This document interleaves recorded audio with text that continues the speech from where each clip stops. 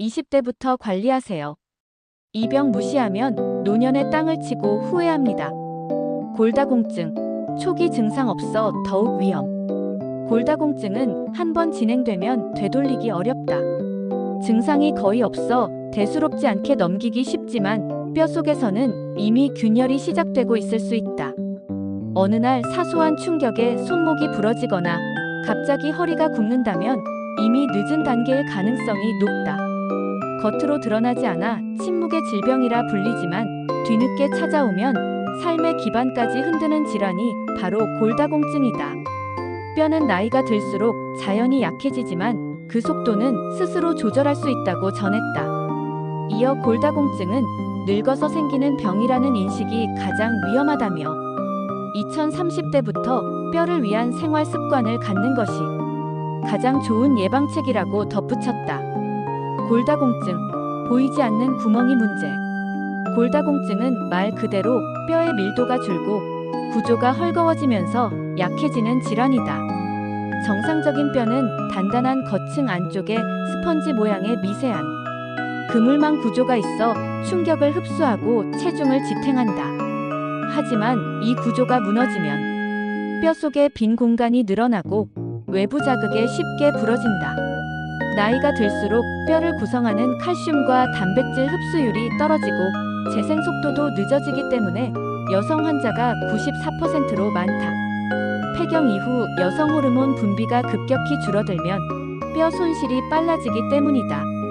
그러나 나이만을 원인으로 단정하기는 어렵다.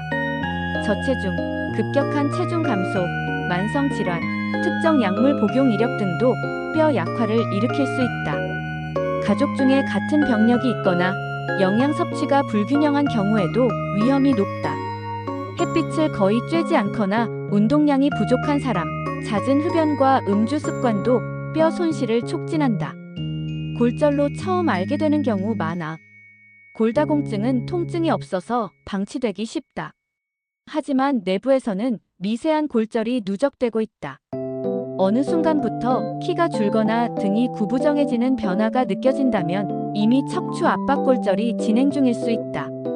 기침이나 재채기 같은 작은 동작에도 엉덩이뼈나 손목이 부러지는 이유가 여기에 있다.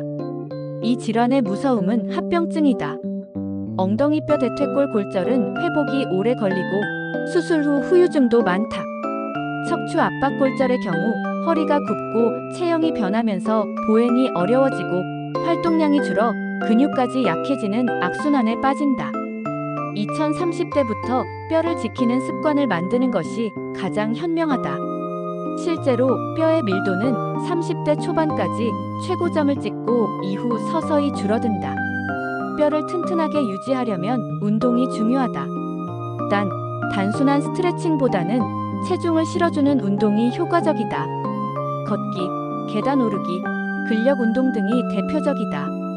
이런 운동은 뼈에 자극을 줘 새뼈 생성 속도를 높여준다. 반면 장시간 앉아있는 생활이나 과도한 다이어트는 뼈 손실을 가속한다. 또한 햇빛 노출을 통해 체내 비타민 D 합성을 돕는 것도 중요하다. 하루 1530분 정도 햇빛을 쬐면 충분하다. 식사에서는 칼슘과 비타민 D 섭취를 꾸준히 유지해야 한다. 유제품, 멸치, 두부, 시금치 등은 칼슘이 풍부하다. 필요하면 보충제를 활용할 수도 있다. 흡연과 음주는 뼈 세포의 회복을 방해한다. 카페인 과다하게 섭취하는 것도 뼈에서 칼슘을 빠져나가게 만든다.